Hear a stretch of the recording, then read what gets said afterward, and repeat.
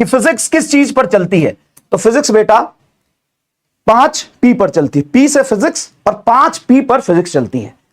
पहला P जो है वो ध्यान से सुनिएगा, पहला P है पेशेंस। आप जब तक पेशेंस नहीं रखेंगे, होता क्या है बेटा, बुरा मत मानना, लेकिन हम थोड़ा ना इमोशनल होते हैं। कई बार इमोशनल होके सोचते हैं बहुत ज्यादा कि यार ये मुझे नहीं आया, अब मैं क्या करूं, ये तो मुझे समझ नहीं आ रहा, अब मैं क्या करूं, ये नहीं हो रहा, अब मैं रोने लग जाऊंगा। नहीं, प्लीज बेटा, अगर ये जर्नी लंबा है, 10 मिनट में खत्म कर दूंगा, टाइम शुरू करता हूं, 10 मिनट में खत्म कर दूंगा पूरी बात जो मैं कहना चाहता हूं, उसके बाद पढ़ाना शुरू कर दूंगा। और आज के बाद हर लेक्चर में तू देख लेना, तीसरे मिनट दूसरे मिनट में गुड मॉर्निंग और तुम्हारी बात सुन के मैं पढ़ाना शुरू कर दूंगा। लेकिन आज सिर्फ 10 से 12 मिनट का समय दे दे मुझे, सिर्फ 10 से 12 मिनट का समय दे दे। फिजिक्स जो चलता है 5P पे चलता है। कौन से 5P पे चलता है, ध्यान से सुनिएगा। पेशेंस से कंसेप्ट सीखो, कंसेप्ट सीखो, पेशेंट से कंसेप्ट सीखो, बहुत पेशेंटली सुनो, टीचर की बात छोड़ो मत, स्किप मत करो, पूरा ध्यान से पहले कंसेप्ट सीखो। सर पहला P तो समझ में आ गया, सर दूसरा P, पेन यूज करो, पेन यूज करो। बच्चा कहता है कि सर ये तो समझ आ गया, मास्टर आगे बढ़ रहे, अरे मजा आ गया, मजा आज आगे लो, कल भूल जाइबे।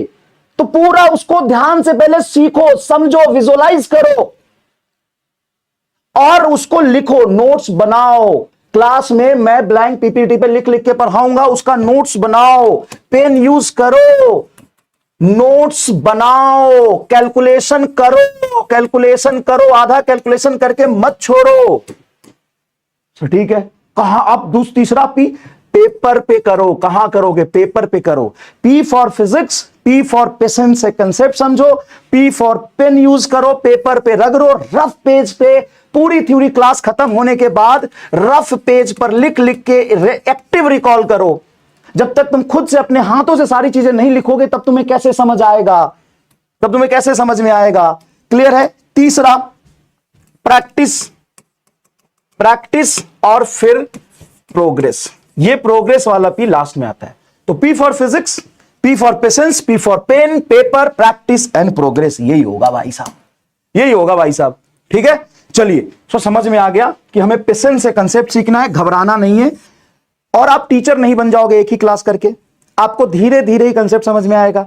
कुछ चीजें नहीं समझ में आएगी, रिवीजन कर लेना, पूछ लेना, दोबारा देख लेना, थोड़ा सा पेशेंस रखना। ठीक है, चलिए sir. P for physics, P for patience, P for pen use करना है, पेपर पे खूब प्रैक्टिस करनी है, तभी जाके आपका प्रोग्रेस होगा। और प्रोग्रेस वाला P लास्ट में भाई। ठीक है, नेक्स्ट।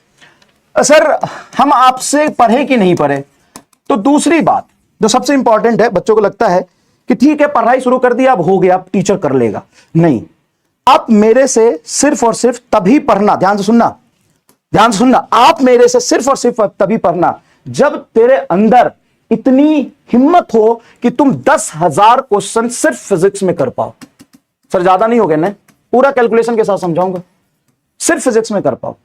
सिंपल बताता हूं मैं, 6,000 क्वेश्चन तो मैं तुम्हें क्लास में करा दूंगा, खुद सॉल्व करूंगा 6,000 क्वेश्चन क्लास में, लास्ट ईयर भी किया है। इसमें आपको लगभग 30 चैप्टर के 100 सवाल मिलेंगे, है ना, 30 चैप्टर के 100 सवाल मिलेंगे, 3,000 सवाल हो गया। उसके बाद आप टेस्ट दोगे, तो टोटल मैं कह रहा हूं टेस्ट तो दोगे ना भाई, कम से कम 20-30। हाँ सर, तो 20-30 टेस्ट हो गया। तो कितने लोगों के पास हिम्मत है कि वो क्लास में बैठ के पेशेंट से ये 10,000 क्वेश्चन कर पाएगा। 10,000 क्वेश्चन करने की हिम्मत है ना, तभी आना। 100, 200, 400 कलम का इंक खत्म करने की हिम्मत आएगा ना, तब करना। ठीक है, तभी आना। सबसे पहली बात, अगर आप पढ़ना चाहते हो तो सिर्फ आपके क्लास में आने से नहीं होगा, आपको यह क्वेश्चन समझना पड़ेगा, आपको क्लास में इतने क्वेश्चन करने पड़ेंगे, और उसके बाद जो आपको होमवर्क मिलेगा, जो संघर्ष असाइनमेंट दूंगा, महामंथन दूंगा, ये क्या है मैं और बताऊंगा आपको। क्लास पीपीटी, डीपीपी से करना पड़ेगा। कंसेप्ट को पेशेंटली फील के साथ पढ़ना है। फिजिक्स से खेलना सिखा दूंगा, फिजिक्स तुमसे होगा इसकी पूरी गारंटी है। घर पर बहुत सारे क्वेश्चन प्रैक्टिस करने का टाइम दे पाओगे। अगर तुम मुझे फिजिक्स के लिए रोज 5 आवर देने के लिए तैयार हो, तभी तुम मेरे से पढ़ना, वरना मत पढ़ना। सिंपल कैलकुलेशन है, 4.5 घंटे से लेके 5 घंटे रोज फिजिक्स को देने के लिए आप तैयार हो, तभी तुम मेरे से पढ़ना।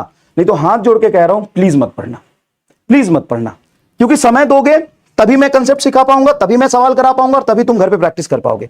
एक्स्ट्रा लेक्चर से परेशान नहीं होना।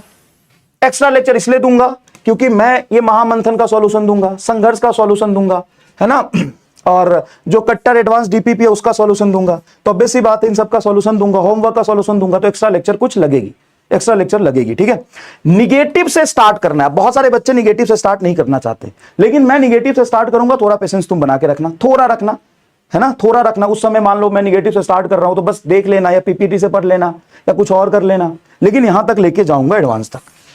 तो कई बच्चे सीधा ये करना चाहते हैं, तो प्लीज मेरे से मत पढ़ना भाई, मैं सीधा एडवांस नहीं पढ़ा सकता, सीधा एकदम हाई लेवल के क्वेश्चन नहीं करा सकता मैं, है ना। प्लीज प्लीज प्लीज मेरे से मत पढ़ना कि डायरेक्टली तुम्हें हाई लेवल के क्वेश्चन करने हैं, तो मैं नहीं करा पाऊंगा बेटा हाई लेवल के क्वेश्चन डायरेक्ट।